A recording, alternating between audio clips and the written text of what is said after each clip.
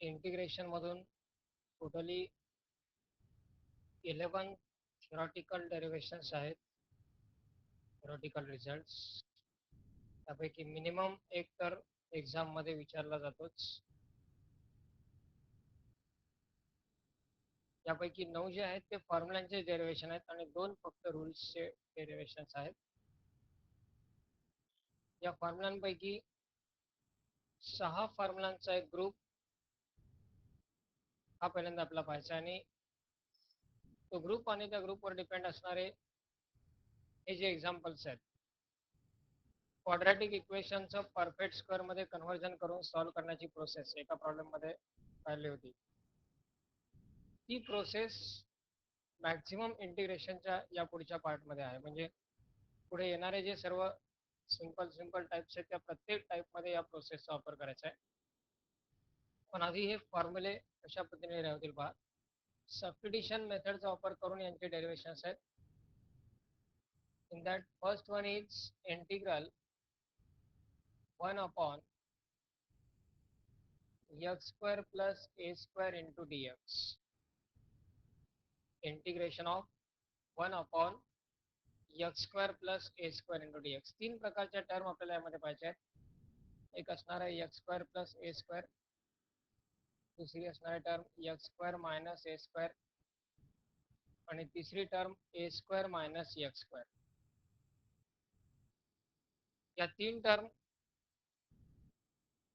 यासाठी substitutions derivative मध्ये inverse फंक्शन्सच्या वेळी जो सबस्टिट्यूशन टेबल त्यामध्ये पाहिलेला आहे तोच टेबल, त्याच व्हॅल्यूज, तेच रिझल्ट्स या ठिकाणी यूज करायचे. x square plus a square अशा प्रकारचे जर टर्म असेल तर सबस्टिट्यूशन काय असतं, त्यासाठी x square plus a square साठी सबस्टिट्यूशन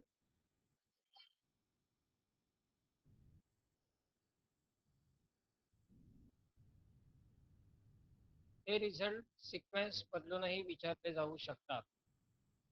त्या टेबलमध्ये ज्या क्रमाने आहेत त्याच क्रमाने प्रत्येक वेळी असतील असं नाही. त्यामुळे पहिला साइन दुसरा कॉस किंवा पहिला साइन दुसरा टॅन तिसरा सेक हे उपयोगाचं नाही असं लक्षात ठेवून कोणत्या टर्मसाठी काय सबस्टिट्यूशन हे लक्षात ठेवायचं.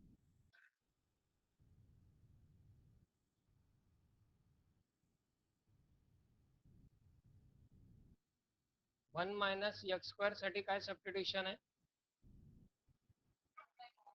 x equal to sine theta और x equal to cos theta. 1 plus x square साठी काय आहे, टॅन थीटा और कॉट थीटा. आणि x स्क्वेअर मायनस 1 साठी सेक थीटा और कोसेक थीटा. इथे फक्त 1 च्या जागी a स्क्वेअर आलेला आहे. 1 मायनस x स्क्वेअर ला साइन किंवा कॉस, तसं a square minus x square ला x equal to a sine theta. x square minus a square म्हणजे x स्क्वेअर मायनस 1 सारखी टर्म आहे. x equal to a sec theta आणि x square plus a square म्हणजे x square plus 1 किंवा 1 plus x square या form मधली term आहे. त्यात सबस्टिट्यूशन टॅन पाहिजे. म्हणजेच या ठिकाणी सबस्टिट्यूशन काय घेणार आपण, x equal to a tan theta. x equal to a tan theta substitute करता येईल. नंतर dx म्हणजे डिफरन्शिएशन घ्यायचं आहे. डिफरन्शिएट केला तर x चा डेरिव्हेटिव्ह येईल with respect to x1, a constant as it is. Tan थीटाचा डेरिव्हेटिव्ह सेक स्क्वेअर थीटा आणि पुन्हा थीटाचा derivative d theta by dx. तो dx लेफ्ट साइडला मल्टिप्लाय होईल. dx equal to a sec square theta into d theta. Now here substitute the values in integration. Integral becomes 1 upon x square म्हणजेच a square tan square theta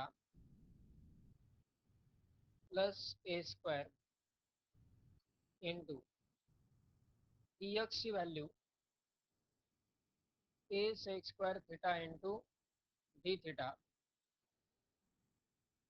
equal to integral 1 upon a square common घेतला डिनॉमिनेटरवर, ब्रॅकेटमध्ये राहील tan square theta plus 1 into a sec square theta into D theta. या ठिकाणचा हा a आणि या ठिकाणचा एक a कॅन्सल होईल. डिनॉमिनेटरचा एक कॉन्स्टंट आहे तो आउटसाइड इंटिग्रेशन घ्या. 1 upon a integral 1 upon tan square theta plus 1 म्हणजे sec square theta into sec square theta into D theta. हा sec स्क्वेअर थिटा कॅन्सल होईल. इंटिग्रेशन मध्ये शिल्लक राहील 1 upon a 1 into D theta. 1 चं इंटिग्रेशन काय होईल? 1 चं इंटिग्रेशन थिटा, कारण विथ रिस्पेक्ट टू एक्स नाही, इथे विथ रिस्पेक्ट टू थिटा आपण इंटिग्रेट करतोय. 1 चं इंटिग्रेशन येणार theta, that is 1 upon a into theta plus C. पण given function in terms of X आहे. फायनल आन्सर पण आपल्याला एक्सच्या स्वरूपात मिळवायचं आहे. त्यासाठी थिटाचं कन्वर्जन एक्स मध्ये करावं लागेल. हे कन्वर्जन कसं करणार पहा. X equal to A tan theta आहे. ए आपण इकडे डिवाइड घेतला तर एक्स अपॉन ए ची व्हॅल्यू येईल tan theta. X upon a equal to tan theta.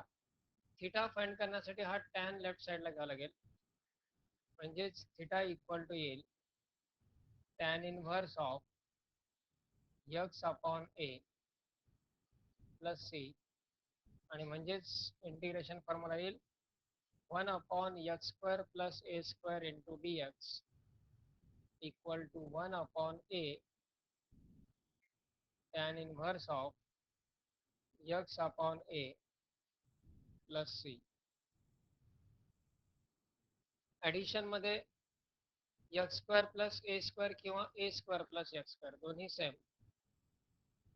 सुरुवातीला आपण जो फॉर्म्युलांचा ग्रुप तयार केला आहे त्यात 1 अपॉन 1 प्लस एक्स स्क्वेअरचा फॉर्म्युला पहा. Integral 1 upon 1 plus X square. त्याचं इंटिग्रेशन काय आहे? Tan inverse X. फक्त इथे 1 च्या जागी ए स्क्वेअर असल्यामुळं 1 upon A tan inverse of x upon A. किंवा याच फॉर्म्युल्यात ए च्या जागी 1 टाका. एक्स स्क्वेअर प्लस 1 स्क्वेअर म्हणजे 1 इक्वल टू 1 अपॉन ए होईल 1 टॅन इनव्हर्स एक्स अपॉन 1. म्हणजेच हा फॉर्म्युला येतो टॅन इनव्हर्स एक्सचा. कम्पेअर करू शकतो आपण सुरुवातीला तयार केलेला रिझल्ट आणि हे रिझल्ट.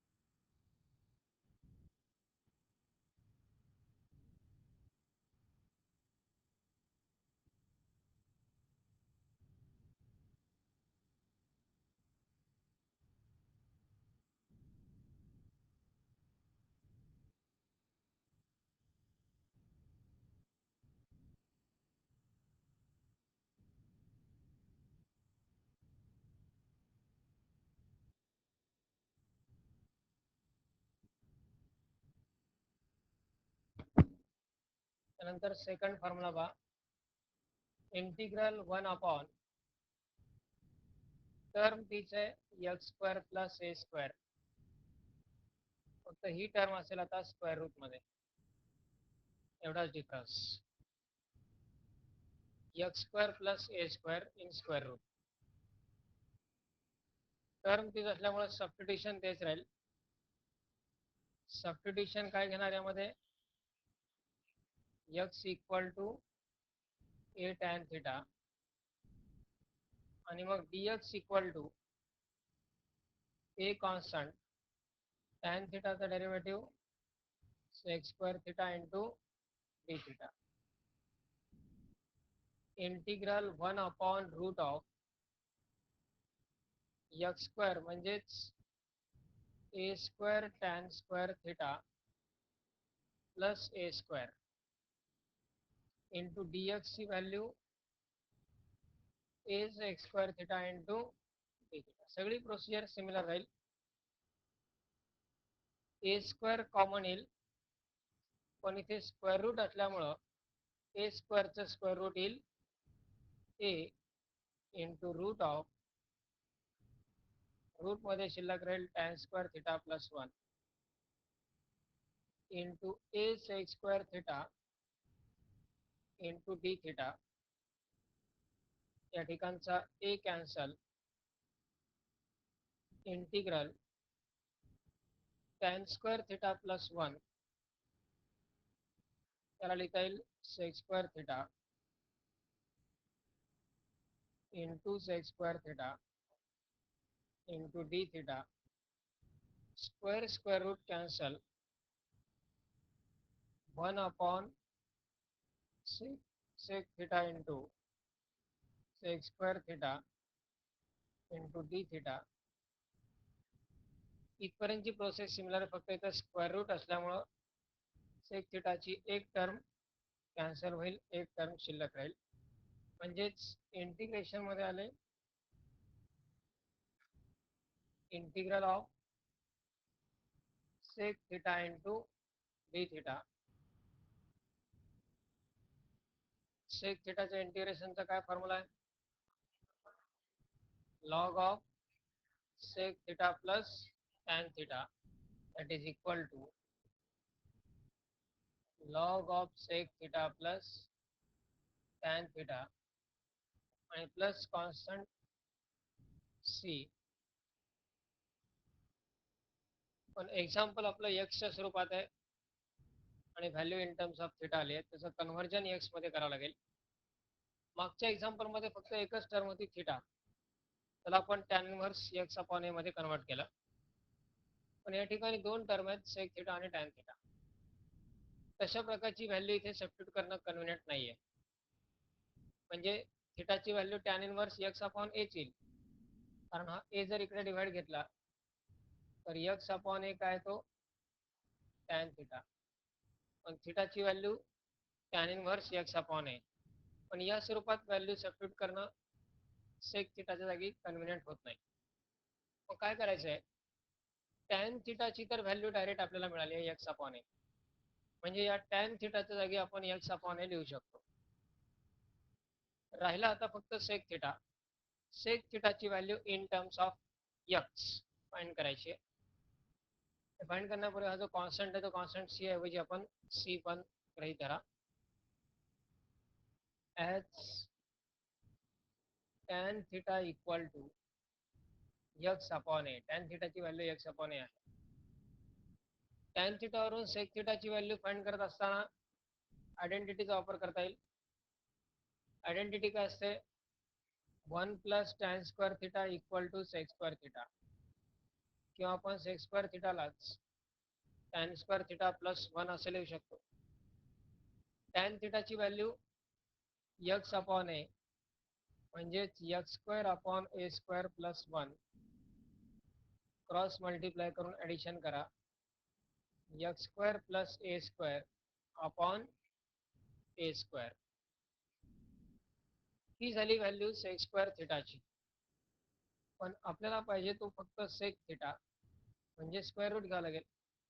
मग न्यूमरेटरचं स्क्वेअर रूट काय येईल, root of x square plus A square x plus a होणार नाही, सेपरेट स्क्वेअर रूट ॲडिशन मध्ये घेता येत नाही, पण डिनॉमिनेटरचं मात्र आपण स्क्वेअर रूट सेपरेट घेऊ शकतो, दॅट इज ए.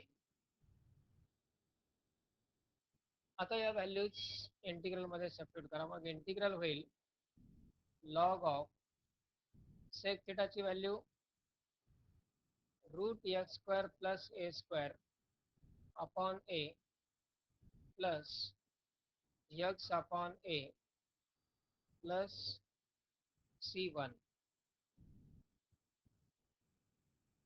आता यात थोडं सिम्प्लिफिकेशन, दोन्ही टर्मचा डिनॉमिनेटर सेम आहे, न्यूमरेटरचं ॲडिशन आपण घेऊ शकतो, that is log of root x square plus A square plus x upon a plus C1. आता ही टर्म लॉग एम अपॉन एनच्या स्वरूपात आहे, त्यालाच log m minus log n लिहिता येईल, म्हणजेच log of root x square plus A square plus x minus log a plus C1. त्या ठिकाणी C1 कॉन्स्टंट आहे आणि लॉग ए पण कॉन्स्टंट आहे, त्यात कुठली एक्सची टर्म नाही आहे. दोन कॉन्स्टंटचं ॲडिशन किंवा सबट्रॅक्शन काय असणार, कॉन्स्टंट टर्मच असेल. लॉग ऑफ, तर स्टँडर्ड फॉर्म्युलासाठी ब्रॅकेटमधल्या दोन टर्म इंटरचेंज करा, x plus root x square plus ए स्क्वेअर प्लस सी.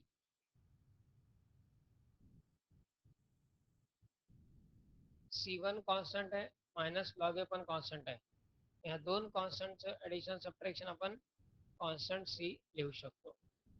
म्हणजेच 1 upon root x square plus ए स्क्वेअर याचं इंटिग्रेशन येतं log of x plus root x square plus A square plus c. आणि जर थोडंसं काही आठवत असेल डेरिव्हेटिव्हमधून, तर log of x plus root x square plus A square असा प्रॉब्लेम त्यामध्ये होता. 3 प्रॉब्लेमचा एकच प्रॉब्लेम कॉम्बिनेशन होता पहा.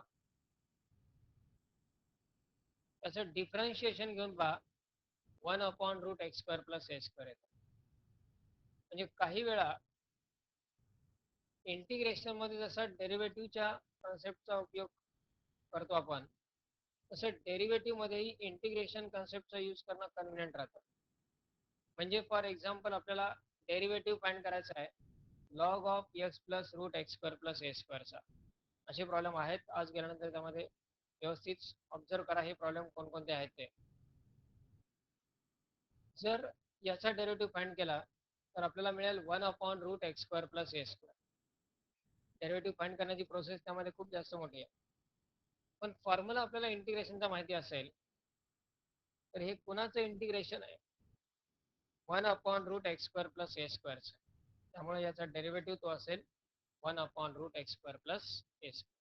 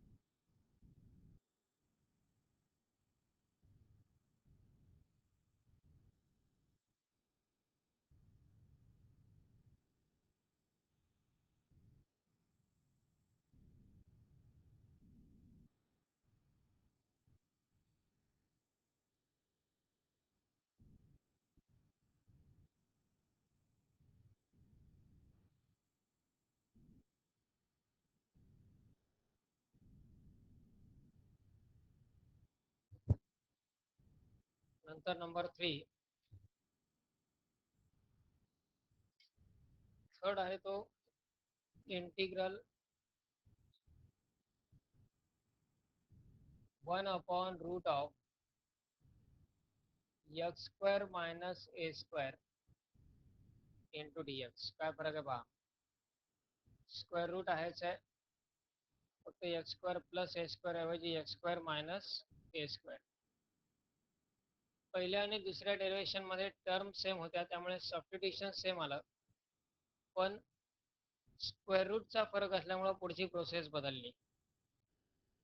सेकंड आणि थर्ड मध्ये स्क्वेअर रूट असल्यामुळं प्रोसेस सेम राहणार, फक्त टर्म वेगळी असल्यामुळं सबस्टिट्यूशन वेगळे. पहिल्या दोन डेरिव्हेशन मध्ये सबस्टिट्यूशन सेम, प्रोसेस मध्ये थोडासा चेंज येईल. आणि दुसऱ्या आणि तिसऱ्यामध्ये प्रोसेस सेम, फक्त सुरुवातीला सबस्टिट्यूशन वेगळं येईल. काय करावं लागेल सबस्टिट्यूशन यात, put x equal to a sec theta x² minus a² आहे. जर a² मायनस x² असता तर a sin theta. x equal to a sin theta आहे. dx इक्वल टू, याचा डेरिव्हेटिव्ह काय येईल, a इंटू sec theta चा derivative sec theta into tan theta into d theta. So integral becomes 1/√of x² म्हणजेच a² sec² theta minus a² into dx म्हणजेच a sec theta into tan theta into d theta. 1/, a² common घेता येईल, square रूटच्या बाहेर आला तर तो होईल a, route मध्ये राहिला sec² theta minus 1 into a sec theta into tan theta into d theta. a cancel, sec² theta minus 1 म्हणजे tan² theta, आणि त्याचं स्क्वेअर रूट घेतलं तर काय येईल, tan theta into sec theta into tan theta into d theta. tan theta cancel, integration मध्ये राहिला फक्त sec theta into d theta. sec theta चं इंटिग्रेशन काय, log of sec theta plus tan theta आणि प्लस c1. तर पुन्हा यामध्ये sec theta आणि tan theta च्या व्हॅल्यूज फाइंड करायच्या आहेत. सबस्टिट्यूशन नुसार या व्हॅल्यूज घ्यायच्या आहेत. सबस्टिट्यूशन आहे x equal to a sec theta, म्हणजेच x/a इक्वल टू काय येणार, sec theta ची व्हॅल्यू येईल x/a. आता यामध्ये sec theta x/a माहित आहे, tan theta ची व्हॅल्यू फाइंड करायची आहे. as sec theta equal to x/a, tan² theta equal to sec² theta minus 1. sec² theta म्हणजेच x²/a² minus 1, that is x² minus a²/a², cross multiply करून subtraction. हा झाला tan² theta. आणि मग square route घेतलं दोन्ही साईडचं तर tan theta इक्वल टू काय येईल, square root of x² minus a²/a. ही व्हॅल्यू इंटिग्रेशन मध्ये सबस्टिट्यूट करा, म्हणजेच इंटिग्रेशन काय येईल पहा, log of tan theta root x² minus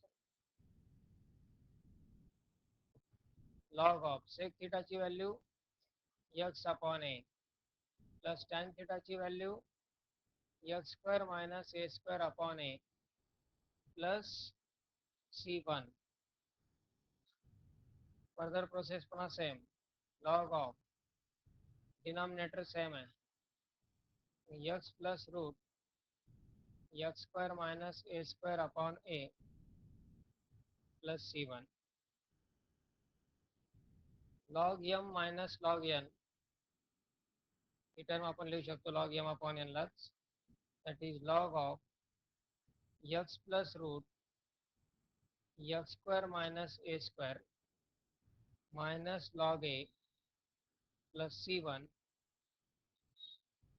minus log a constant आहे, C1 कॉन्स्टंट, त्या दोघांना कंबाईनली आपण कॉन्स्टंट C लिहू शकतो. म्हणजेच इंटिग्रेशन व्हॅल्यू येईल log of x plus root x square minus a square plus C.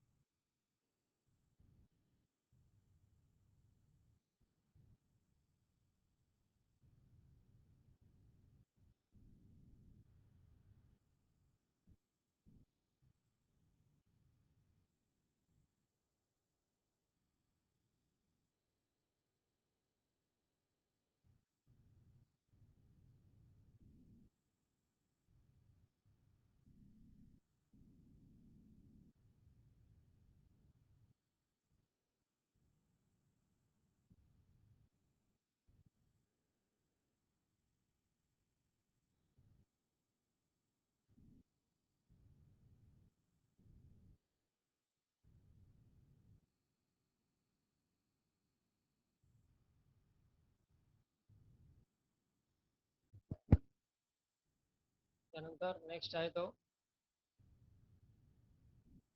Integral 1 upon root of a square minus x square into dx.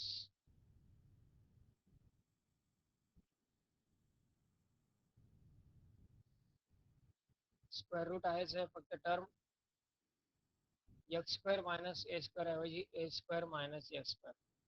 Addition मध्ये direct interchange चालतात, त्यामुळे formula same राहतो, पण subtraction मध्ये x square minus a square साठी वेगळा formula आहे, a square minus x square साठी वेगळा आहे. काय करावं लागेल यात substitution? X equal to a sine theta dx equal to A constant as it is sine थिटाचा derivative cos theta into D theta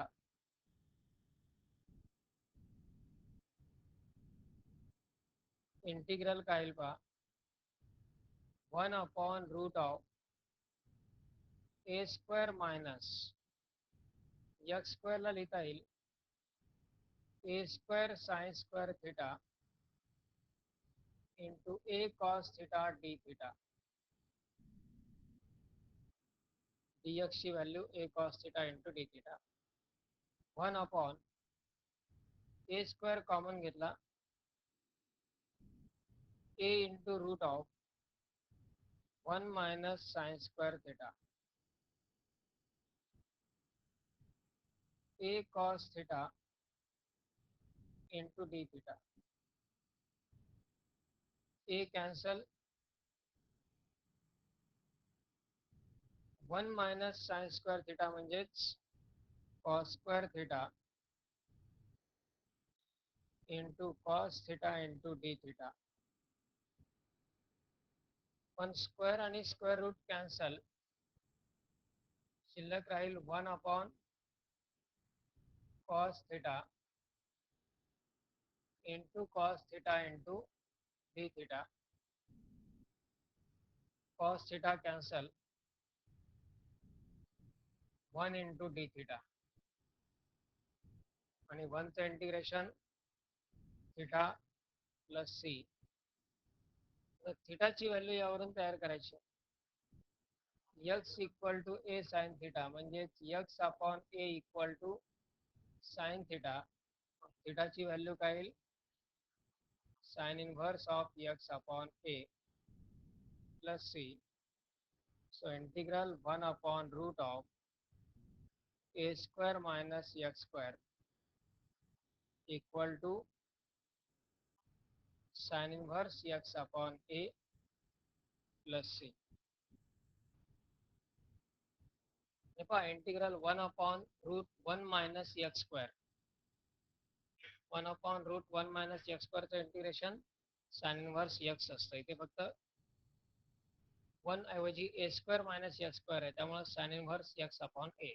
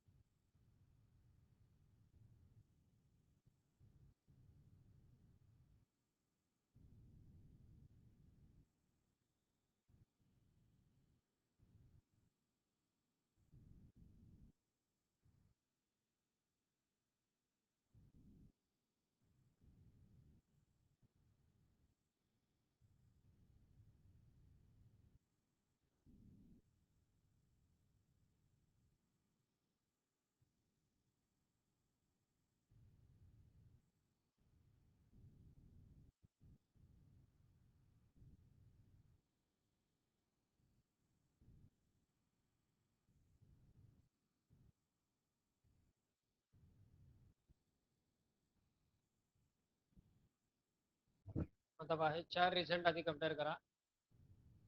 integral 1/x² + a²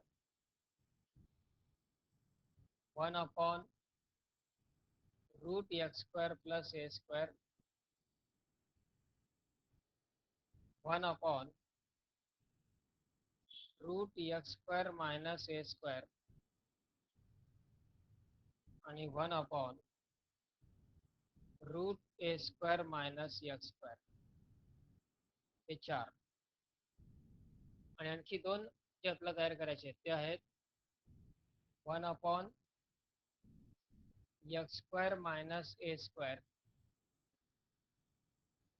आणि 1/a² - x². हे 2 आणखी तयार होणार आहेत. याचे एकूण 6 रिझल्ट आहेत.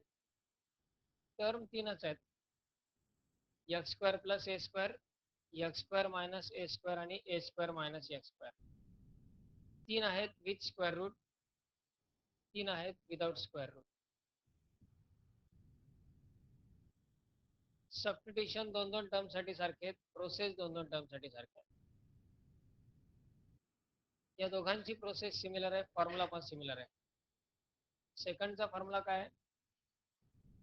log of x plus root x² plus a² plus c आणि हा log of x plus root x² minus a² plus, या दोघांचा फॉर्म्युला सेम आहे. नंतर फर्स्ट आणि फोर्थ फॉर्म्युला सिमिलर आहे.